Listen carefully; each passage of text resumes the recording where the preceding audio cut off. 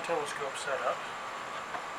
I have a Skywatcher Evo Star 150 ED with a Celestron C-Gem mount, and I have some Velcro on it that I plug in my USB adapter right here. I'm going to be Pullmaster aligning tonight because I haven't aligned my mount in quite some time.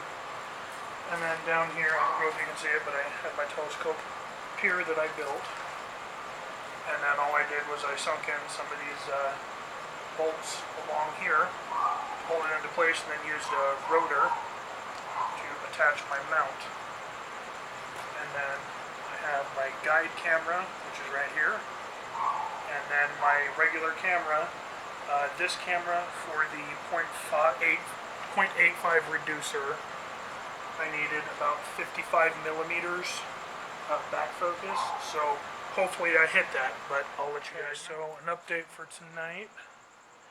I ran into the usual problems that I usually run into.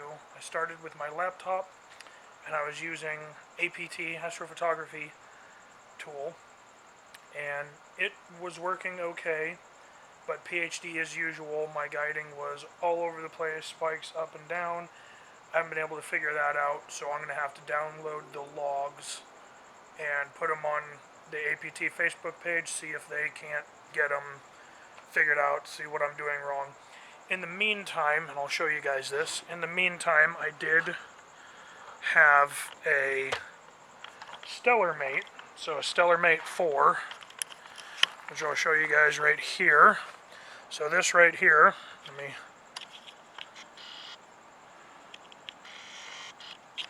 Okay, so this right here is my Stellar Mate.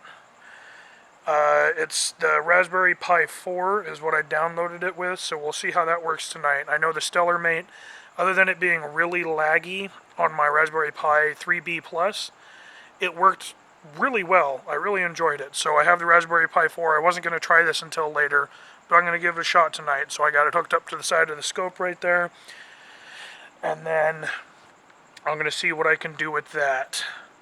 So I'll see if I can get better results by using that instead of APT. So I will be back when I find out. So I started the night using APT with PhD2 guiding. That did not work at all. My guiding was probably the worst I've ever seen it. I tried running the guiding helper, or whatever that's called, and I ran it for a good 15 minutes, and then I let it do its thing, and I implemented the changes that it said would be best. Then I tried to guide again, and it still was just absolutely horrible. Astrophotography tool was working just fine. It was capturing the photos. The plate solving, I was unable to get it to solve anything, so I decided, because I really, really want to get the picture tonight, I decided to go ahead and hook up my Stellar Mate since I've used it a couple times. So this is Stellar Mate, and this is actually K-Stars with the Ecos application, which is what I use to run my Stellar Mate. And right here I've been fiddling with the exposure times on my 183C. So this is the Iris Nebula. This is a 120 seconds, so a 2-minute exposure. And I fiddled with it all the way from a 60-second exposure all the way up to a 5-minute exposure. 60-second exposure didn't quite give me the amount of nebula that I want, that you can see in here. So you can kind of see the gases and stuff around the nebula there. It didn't have the gases that I wanted, so I upped it to 2 minutes, which is what this exposure is. And then I upped it to 3 minutes and then 5 minutes. Well, the 3 minutes was just way too bright. The entire screen was all green, kind of like this. It was all this dark green color. And the 5 minutes was just a white screen.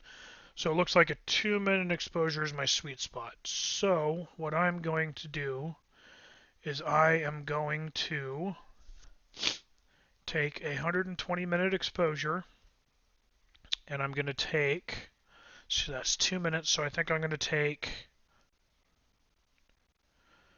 5 exposures. Actually, let's do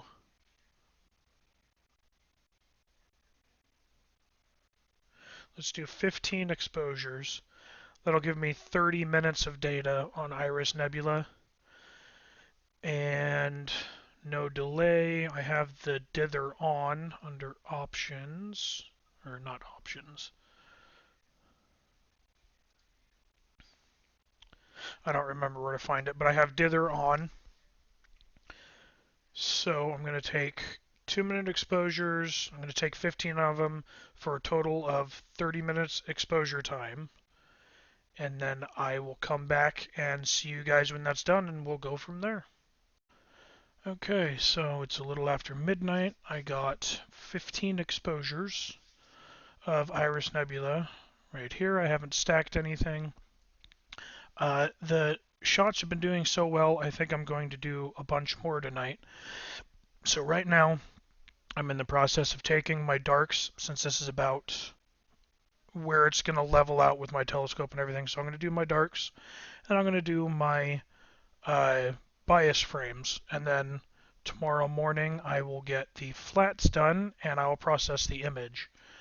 So this is where I'm at. Like I said, it's almost 12:30 at night, and I'm probably going to try to get another 2 hours worth of exposure time on Iris Nebula, so I'll see you guys in the morning.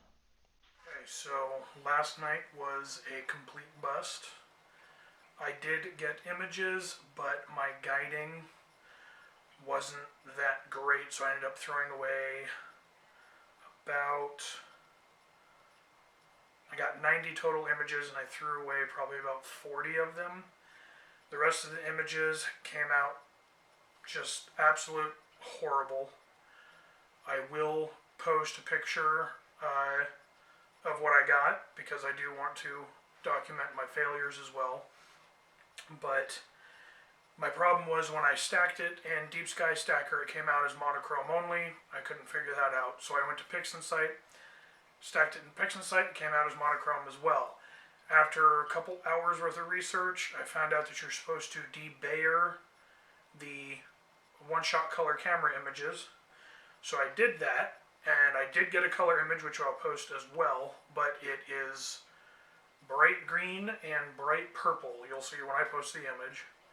So I do believe my problem is that I'm shooting Iris Nebula, which is in the northern part of the sky, basically, so northeastern part of the sky.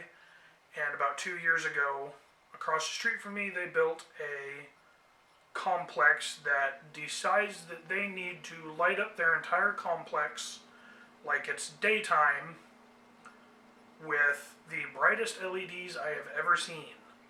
I'll get a picture of that for you guys so you have an idea of what I'm talking about. So, without a light pollution filter, anything in the northern hemisphere is pretty much untouchable.